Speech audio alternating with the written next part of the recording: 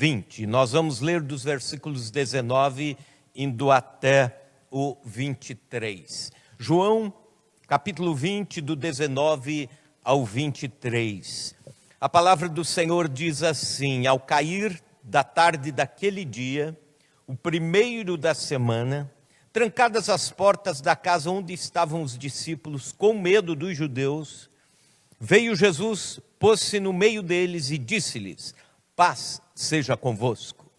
E dizendo isso, lhes mostrou as mãos e o lado. Alegraram-se, portanto, seus discípulos ao verem o Senhor. Disse-lhes, pois, Jesus outra vez: paz seja convosco. Assim como o Pai me enviou, eu também vos envio.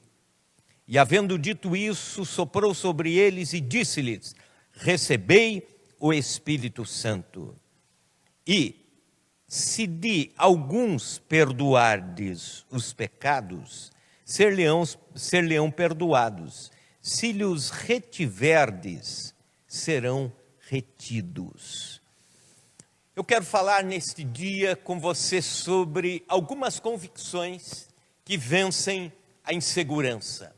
Algumas convicções que vencem os momentos de medo que todos nós podemos ter ao longo da vida. O que é uma convicção?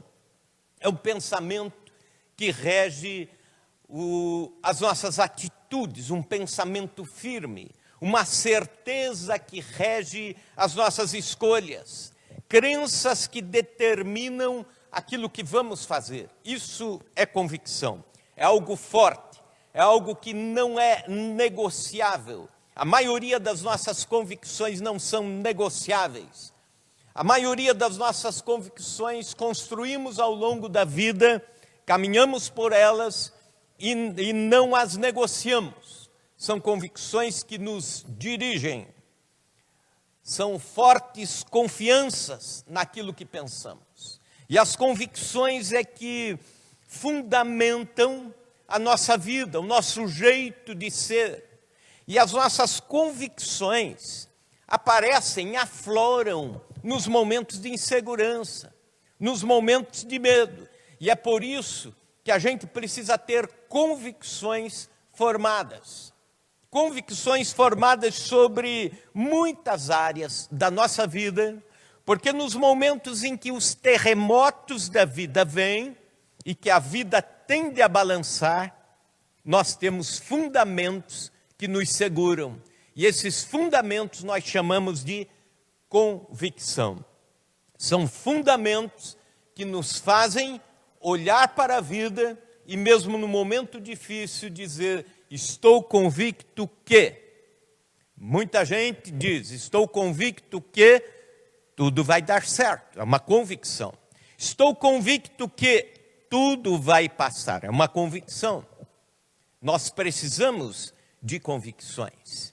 Mas a palavra de Deus, no texto em que lemos, Jesus aparece num momento de insegurança, talvez o maior momento de insegurança, o momento de mais insegurança dos seus apóstolos, dos seus discípulos, que foi logo após a ressurreição de Cristo, quando ainda Jerusalém conspirava contra o movimento de Cristo, ainda transpirava contra os apóstolos e os discípulos, os seguidores de Jesus. E aí, nesse momento que a Bíblia diz, o texto, eles estavam com medo e trancados numa casa. Com medo dos judeus e trancados numa casa.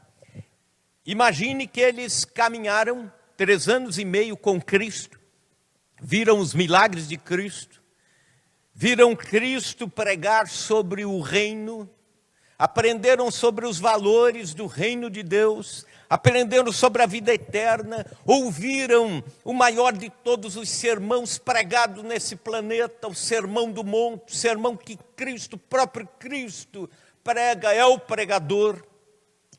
Mas, depois da morte de Cristo, eles descobriram que estavam sem convicções, porque se amedrontaram. Jesus morreu, foi sepultado, e na cabeça de muitos dos discípulos de Cristo, na cabeça dos 11, Judas já tinha se suicidado neste tempo, mas na cabeça dos outros 11, e na cabeça dos 70 que foram enviados, e na cabeça da multidão que seguia Jesus, tudo havia se acabado. Acabou-se com a morte, acabou-se com a cruz, acabou-se com o túmulo. Mas Jesus ressuscitou e agora o cristianismo precisa de convicções.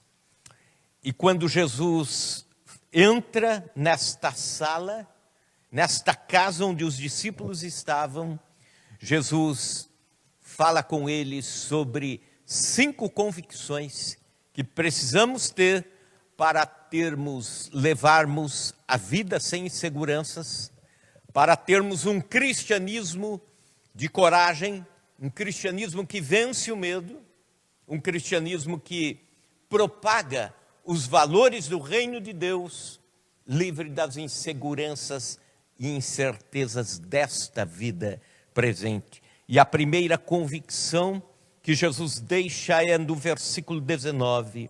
Ao cair da tarde daquele dia, o primeiro da semana, trancadas as portas da casa onde estavam os discípulos com medo dos judeus, veio Jesus, pôs-se no meio deles e disse-lhes: paz seja convosco.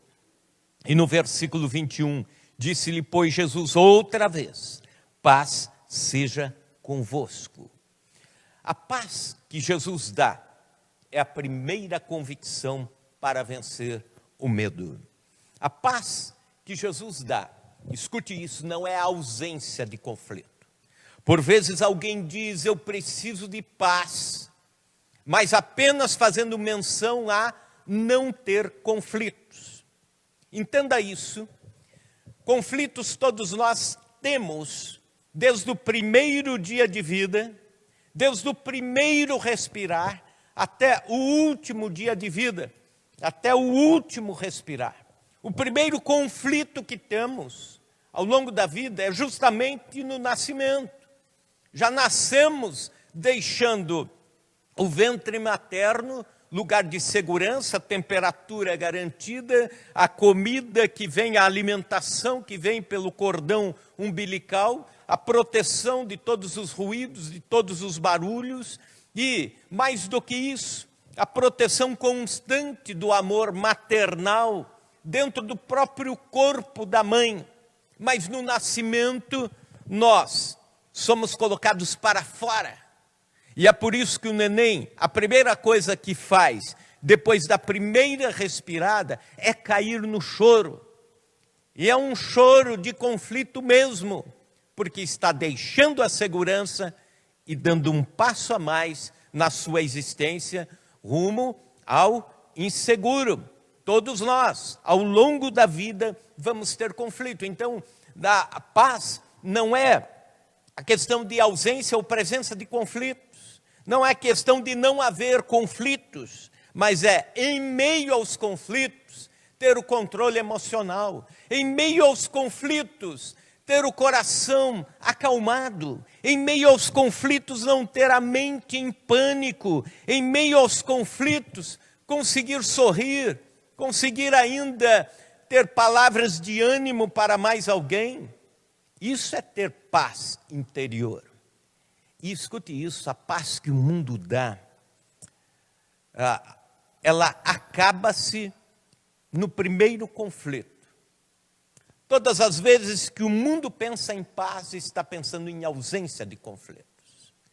Talvez o maior trabalho pela paz mundial foi em 1933, quando nações do mundo inteiro, representantes filósofos, teólogos, humanistas do mundo inteiro se reuniram em Genebra, na Suíça, para fazer o tratado de paz. E realmente dali saiu um tratado de paz perfeito, em que as nações assinaram dizendo, de agora em diante, nós não vamos mais ter conflitos, nós vamos honrar a paz, nós vamos nos entregar pela paz, nós vamos trabalhar pela paz mundial, nós vamos frear os conflitos armados. E saíram dali Dali a alguns anos o mundo entrou na pior e mais sangrenta guerra, a Segunda Guerra Mundial. E de lá para cá não houve um dia sequer no mundo sem algum conflito armado em algum lugar. E gente morrendo por causa disso. A paz que o mundo dá é falha. É apenas a ideia de uma ausência em conflitos. Quando nós vamos para o texto que nós lemos no início do culto, Isaías 26, a Bíblia diz que tem paz e paz, uma paz dobrada, uma paz mais profunda, aquele que confia no Senhor, porque Ele é a nossa rocha. Você confia em Deus e isso lhe enche de paz interior. É interessante que a paz de Cristo é inexplicável. Ela excede o entendimento humano, é o que Paulo diz. E realmente é isso. Nós não conseguimos entender um cristão em paz em meio aos conflitos. Em meio às pancadas da vida, o coração continua inabalável. O sorriso continua inabalável. Por vezes triste, mas sereno. Por vezes abatido, mas não demolido, não despedaçado. Assim é o cristão em paz. Certa vez fizeram um concurso para quem melhor conseguisse pintar um quadro que transmitisse paz. Pois bem, muitos quadros foram pintados, inclusive algumas ideias muito lógicas sobre paz. A pomba branca, por exemplo, crianças sorrindo e brincando e tudo mais. Sorriso de pessoas idosas, tudo transmitindo paz. Mas o quadro que ganhou foi o quadro que um pintor teve uma ideia diferente, muito legítima, muito própria dele, mas foi a definição que, penso eu, foi a mais próxima da definição bíblica. Ele pinta um rio turbulento, cheio, as águas batendo com força nas pedras. Ele pinta um rio de corrente, de água corrente, que dá-se a entender pela imagem uma água perigosa, turbulência.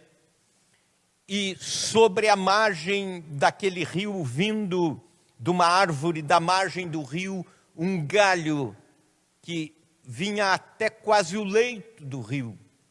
Um galho que ficava bem próximo de onde a água estava espumando, batendo nas pedras. E naquele galho, um ninho. E naquele ninho, uma ave alimentando os seus filhotes. Esta é a paz que Cristo dá. Em meio à turbulência, em meio à proximidade de tantas coisas ruins acontecendo, o coração está sereno, porque sabemos que estamos sob a proteção de Deus. Estamos no ninho. Esta é a primeira convicção para vencer as inseguranças da vida. Eu e você precisamos da paz do Senhor. Tenha esta convicção. Quando as lutas vierem, pense nisso. Paz de Cristo. Quando as tribulações vierem, pense nisso. Eu preciso manter a paz no Senhor. Mas também a segunda convicção é a convicção da salvação em Cristo. Versículo 20. E dizendo isso, lhes mostrou as mãos e o lado. Alegraram-se, portanto, os discípulos ao verem o Senhor. Até o momento, eles não sabiam que se tratava de Jesus dentro daquela casa. Que Jesus havia entrado ali. Talvez desconfiassem disso, mas não tivessem a certeza. E a certeza veio justamente quando Jesus mostrou as mãos furadas pelos pregos da cruz do Calvário, há dias atrás. E mostrou também o lado perfurado pela lança, que foi o lado em que entra a lança e a Bíblia diz, nesse momento sai sangue e água do corpo de Cristo.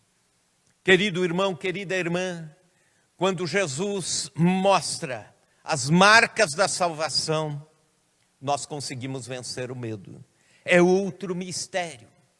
Porque ele mostra as marcas da salvação dizendo, olha o que eu fiz por você.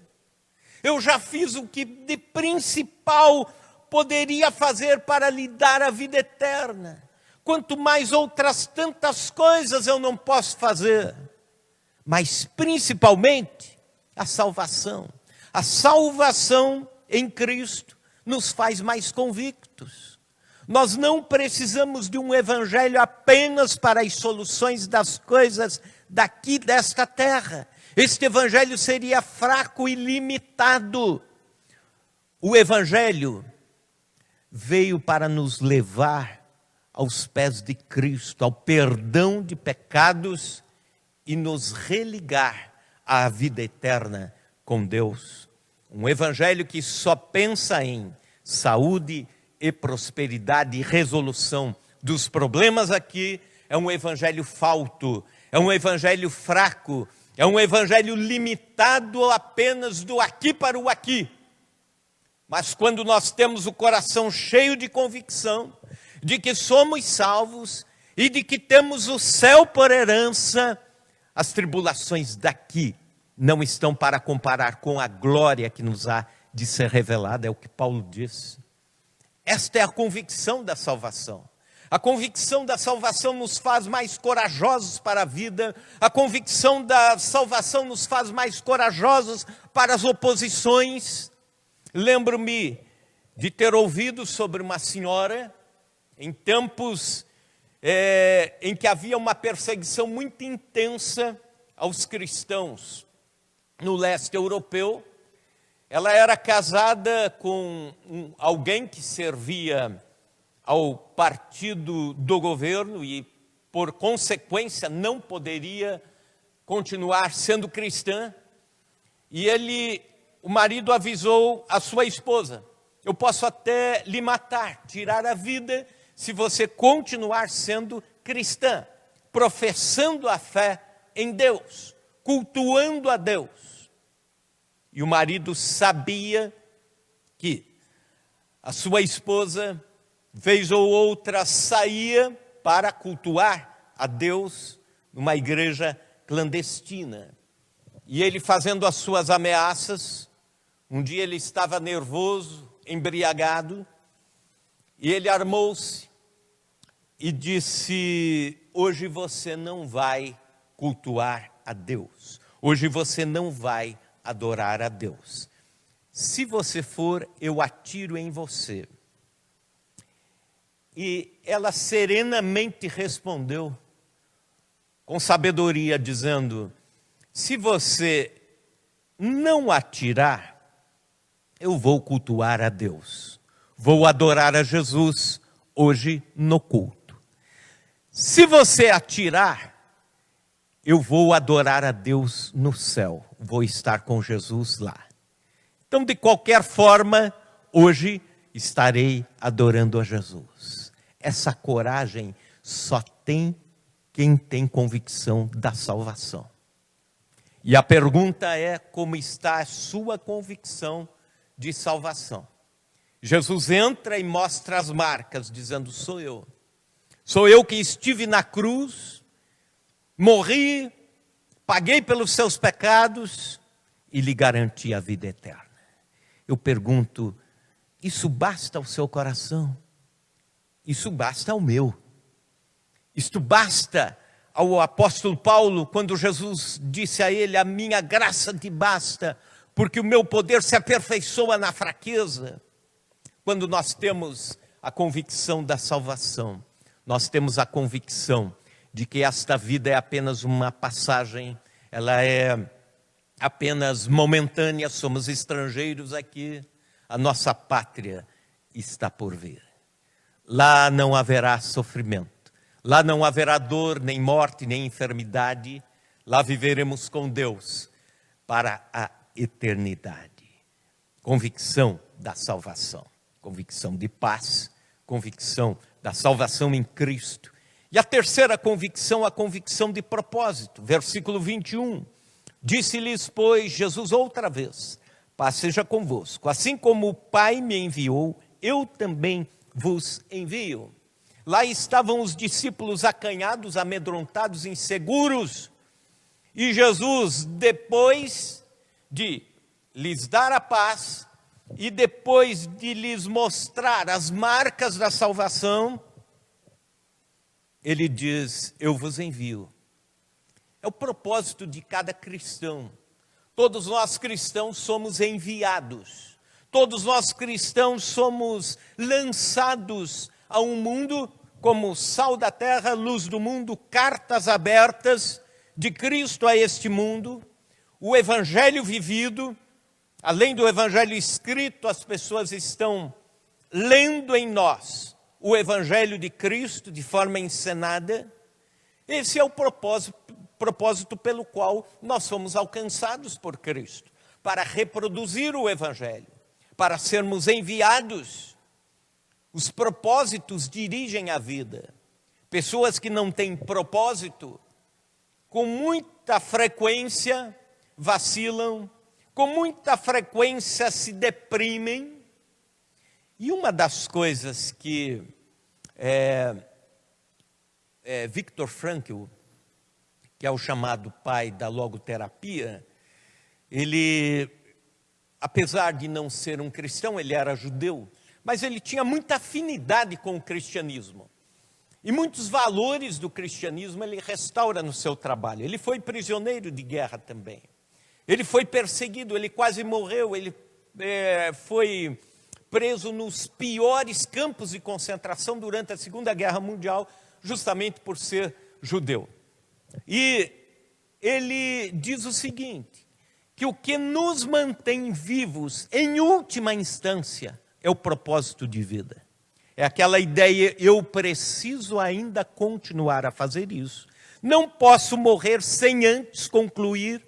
Não posso morrer sem antes resolver essa situação, ou ver isto resolvido. Por exemplo, ele diz que na Segunda Guerra Mundial, nos campos de concentração, ele viu gente saudável, de repente ir se definhando com fome e morrer. E ele viu gente esquálida, esquelética, subnutrida, prisioneiros que estavam há anos no campo de concentração, alguns tuberculosos, e conseguirem milagrosamente sobreviver e se manter em pé. E ele vai descobrindo, ele entrevistou mais de 5.000 destes. E ele chega à conclusão de que os que sobreviviam em situações extremas de miséria, de fome, de descaso, de agressão, de tortura, mas sobreviviam, eram aqueles que tinham um propósito de vida. Eram aqueles que diziam assim, eu preciso um dia sair daqui para ver meus netos. Ou então, eu preciso sair daqui para continuar a minha vida profissional. Ou então, eu tenho esperança de que a guerra acabe para que eu retome as minhas pesquisas, a minha vida profissional, a minha vida acadêmica. Estes sobreviviam. Todos nós temos propósitos de vida. Precisamos ter. Se você perder o propósito, perdeu o sentido da vida. E se perder o sentido da vida, você vai apenas existir, empurrar um dia atrás do outro. É por isso que Paulo, o apóstolo, quando fala com Timóteo, ele diz, combate firmado nas profecias que você recebeu, Timóteo. Sabe por quê? Porque isso anima a gente. Todos nós, em meio às tribulações da vida, somos tentados a esquecer da nossa missão, somos tentados a esquecer do sentido maior da nossa vida, somos tentados a esquecer do propósito maior da nossa vida. E o propósito é que nos dirige, o propósito é que nos mantém em pé. E o propósito maior de um cristão não é apenas viver para si, mas é levar outros ao conhecimento do Evangelho, é levar outros ao conhecimento de Cristo. Isso é maior, inclusive, do que nós. É a missão sendo maior do que o homem. Quando houve um acidente de uma astronave, do ônibus espacial Columbia. Naquela época morreram 5 pessoas naquele acidente espacial. E, na ocasião, o Major Marcos Pontes, da Força Aérea, que hoje é ministro da Ciência e Tecnologia, ele estava se preparando, o Brasil preparava para ser o primeiro astronauta brasileiro, como de fato foi. E aí, logo após aquele acidente, a Rede Bandeirantes o entrevistou, e a repórter perguntou: o senhor não está com medo, tendo em vista que semana passada houve aquele acidente da Colômbia? Ele disse assim: a missão é maior e mais importante do que o agente da missão. Então a missão é mais importante do que o homem. A missão precisa acontecer. Quando Jesus diz aos discípulos: eu vos envio, ele está dizendo: a missão vai ajudar vocês a vencer o medo, a convicção de missão, a convicção de propósito. Quarta convicção, a plenitude do Espírito Santo, versículo 22. E havendo dito isto, soprou sobre eles e disse-lhes: recebei o Espírito Santo. Recebei o Espírito Santo. Jesus ofereceu um Pentecostes adiantado para aqueles 11 discípulos ali.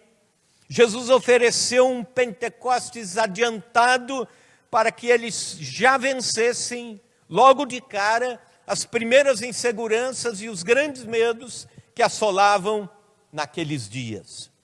Um cristão cheio do Espírito Santo vence o medo. Um cristão cheio do Espírito Santo vence as inseguranças. Um cristão cheio do Espírito Santo vence a timidez. Talvez esse momento que vivemos adverso no mundo inteiro seja uma peneira de Deus, justamente para que nós nos reencontremos e para que nós sejamos cristãos mais vivos. Busque a ação do Espírito Santo na sua vida. Busque o agir do Espírito Santo na sua vida. Quando você lê o livro de Atos dos Apóstolos, você não está lendo apenas histórias. Você está lendo sobre a ação do Espírito Santo na igreja. A igreja que caminha na sua missão, dirigida pelo Espírito. A igreja que caminha nas suas vocações, dirigida pelo Espírito Santo de Deus. Então o crente precisa ser cheio do Espírito Santo. A igreja precisa ser cheia do Espírito Santo para vencer os momentos difíceis que temos pela frente. Meu falecido pai, pastor metodista, orava muito. Cada madrugada ele acordava para buscar a Deus. Um homem sereno, de muita oração e cheio do Espírito Santo. Em muitas ocasiões eu vi a autoridade de Deus através da vida dele. Mas uma ocasião que ficou marcante, e esse testemunho ele escreveu até um pouco antes do seu falecimento. Eu publiquei num devocionário, numa das devocionais, lá está este testemunho, 365 dias com Deus.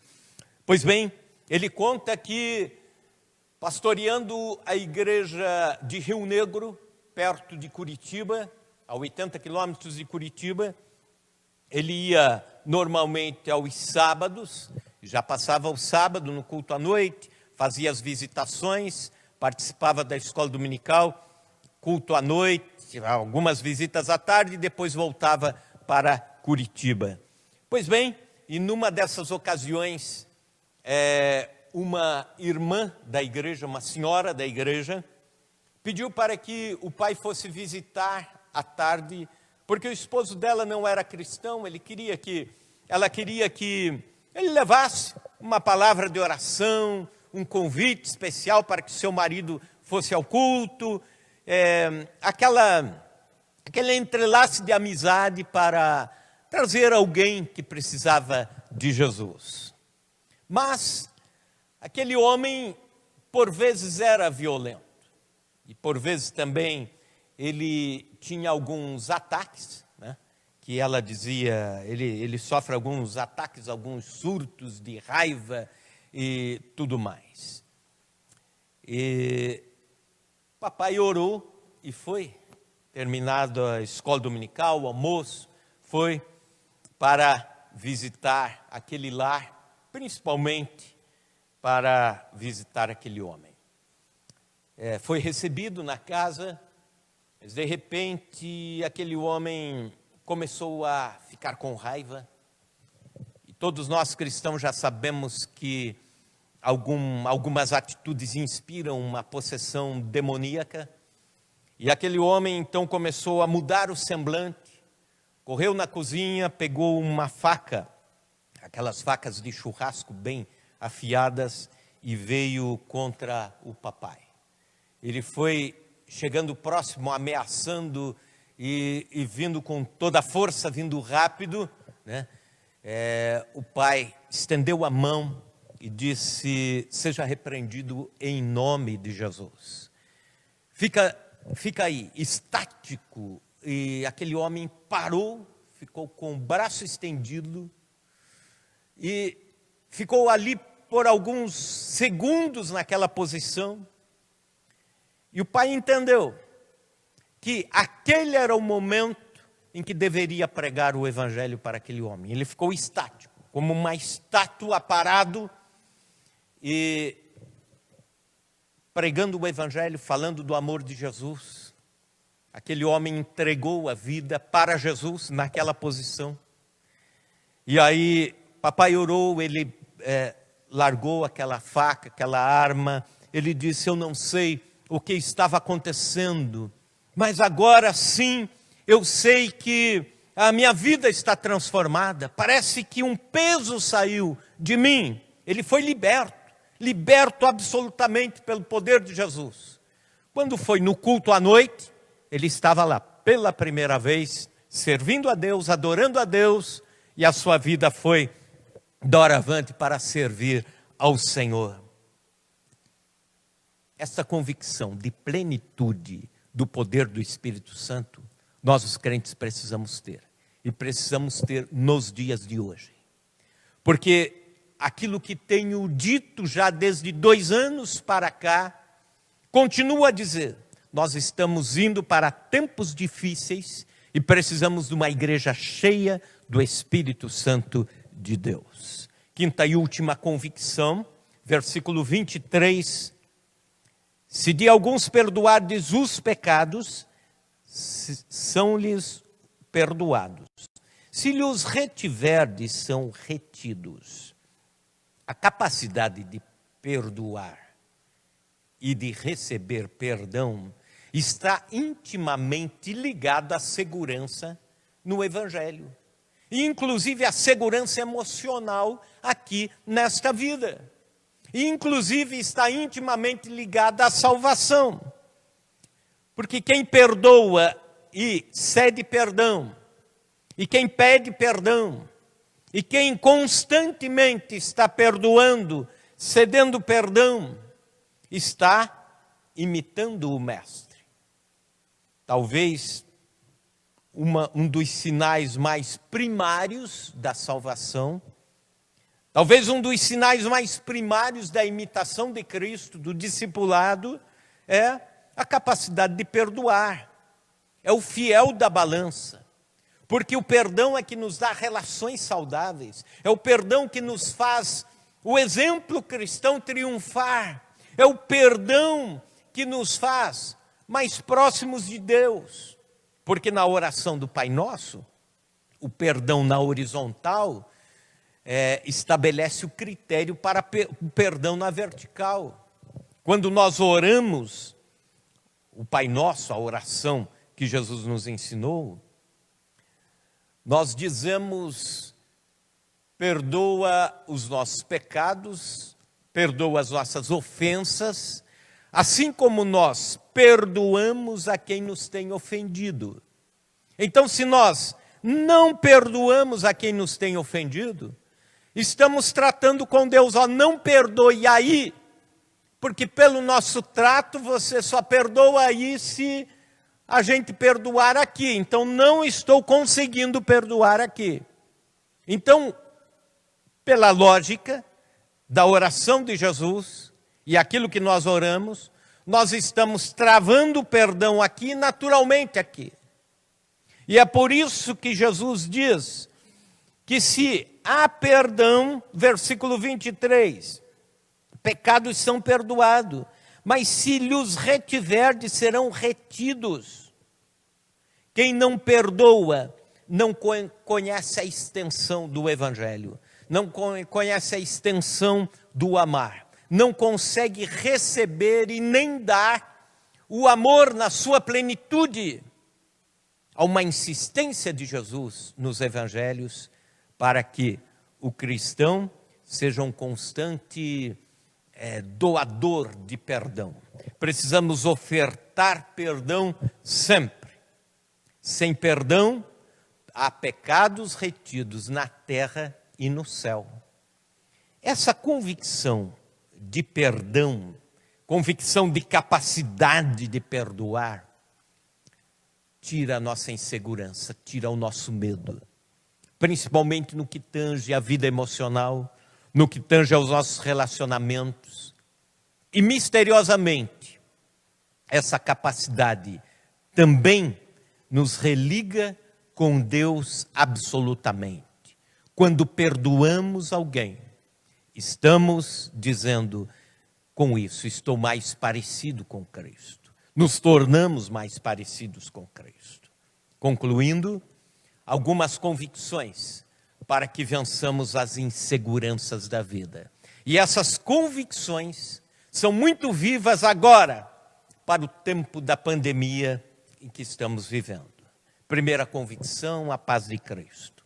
Segunda convicção, a salvação em Cristo. Terceira convicção, o propósito, a missão do cristão, o envio. Quarta convicção, a plenitude do Espírito Santo. E a última delas, a capacidade de perdoar. Vamos orar ao Senhor. Senhor Deus, nós queremos neste dia dizer que estamos vivendo como mundo, como planeta, como Brasil, como sociedade, dias, Senhor, como aqueles discípulos logo após a sua morte e ressurreição, Senhor. Dias de insegurança, alguns vivendo com medo, alguns vivendo abatidos, alguns vivendo tensos, outros ansiosos, mas, Senhor, nós queremos viver uma vida espiritual, emocional, saudável na Tua presença. E sabemos que para isso precisamos destas convicções.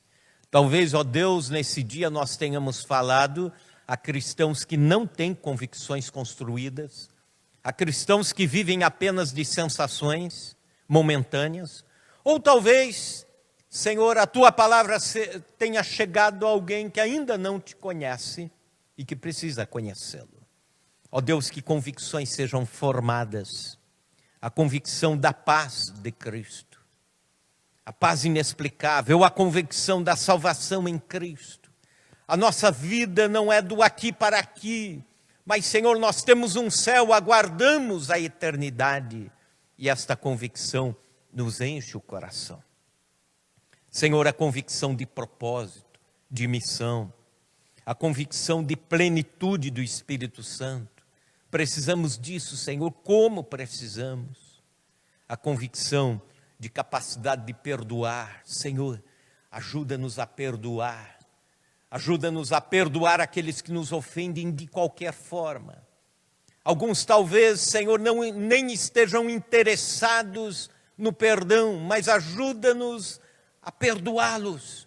Ajuda-nos, ó Deus, a ceder perdão, assim como o Senhor Jesus o fez. Para que em todo este bojo de convicções, em todas estas convicções, nós olhemos a vida de frente, Senhor, e essas convicções nos mantenham como alicerces firmes, como fundamentos firmes. Para a honra, glória e louvor do teu nome nós oramos. Amém e amém, Jesus.